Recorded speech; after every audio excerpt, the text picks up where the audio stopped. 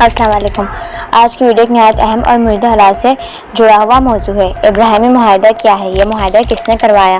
کون سے مسلم ممالک اس میں شامل ہیں؟ اور 2025 میں اس کی کیا نئی خبریں سامنے آئی ہیں؟ کیا ایران، شام اور سعودی عرب بھی شامل ہو سکتے ہیں؟ اور کیا یہ معاہدہ مسلمانوں کے لیے خیر ہے یا خطرہ؟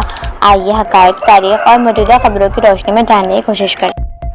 ابراہیمی معاہدہ کیا ہے؟ ابراہیمی معاہدہ ایک امن معاہدہ ہے جو 2020 میں امریکا کی کوششوں سے اسرائیل، متحدہ عرب امارات اور بحرین کے درمیان طے پایا۔ بعد میں مراکش اور سوڈان نے بھی اس عمل میں شمولیت اختیار کی۔ اس معاہدے کا مقصد تھا سفارتی تعلقات قائم کرنا، تجارت، ٹیکنالوجی اور سیکورٹی میں تعاون، اور فلسطینی مسئلے کو پس پش ڈال کر اسرائیل کو تسلیم کرنا۔ اسلامی دنیا میں رد عمل۔ جب یہ معاہدہ ہوا تو مسلم دنیا میں ملا جلا رد عمل سامنے آیا۔ کچھ حکومتوں نے کہا یہ امن کی طرف پہلا قدم ہے، مگر علماء، اسکالرز اور عام مسلمان عوام نے اسے فلسطینیوں سے غداری قرار دیا، کیونکہ جب بیت المقدس، مسجد الاقصی اور لاکھوں مظلوم فلسطینیوں کے حقوق کی بات ہو تو اسرائیل کو تسلیم کرنا ایک بہت بڑا سوال بن جاتا ہے۔ 2025 میں حالات نے نیا رخ اختیار کیا۔ امریکا نے ایران پر حملہ کیا اور امن بذریعہ طاقت پیس تھرو اسٹرینج کی پالیسی کو اپنایا۔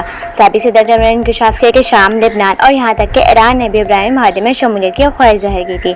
نیتن یاہو، اسلام کے وزیر اعظم، نے حال ہی میں کہا کہ ابراہیمی معاہدہ اب پھیل رہا ہے اور جنگ ایران کے بعد عرب دنیا کے ساتھ ہمارے تعلقات مزید مضبوط ہوں گے۔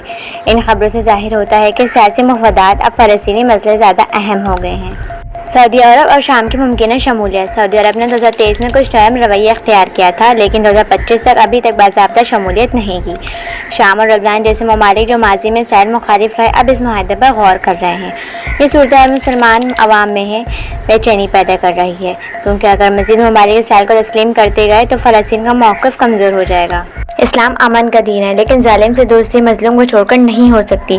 قرآن کہتا ہے، اور اگر وہ صلح کی طرف مائل ہو تو تم بھی مائل ہو جاؤ اور اللہ پر بھروسہ رکھو، لیکن یہ صلح عدل و انصاف پر مبنی ہو، نہ صرف سیاسی یا اقتصادی مفاد پر۔ علماء کا کہنا ہے اسرائیل کو بغیر شرط تسلیم کرنا، مظلوم مسلم فلسطینیوں کو نظر انداز کرنا اور مسجد الاقصی پر خاموش رہنا، یہ سب اسلامی اصولوں سے انحراف کے مترادف ہے۔ ابراہیمی معاہدہ ایک تاریخی تبدیلی ہے، لیکن کیا یہ تبدیلی حق پر مبنی ہے یا سیاسی مفادات پر؟ یہ فیصلہ معاہدہ حقیق، شعور اور اسلامی علم کی بنیاد پر ہی کیا جا سکتا ہے۔ اگر آپ کو ویڈیو معلوماتی لگی ہو تو ویڈیو کو لائک کریں، کمنٹس میں اپنی رائے دیں، چینل کو سبسکرائب کریں تاکہ مزید اسلامی اور سیاسی شعور پر مبنی ویڈیوز ملتی رہیں۔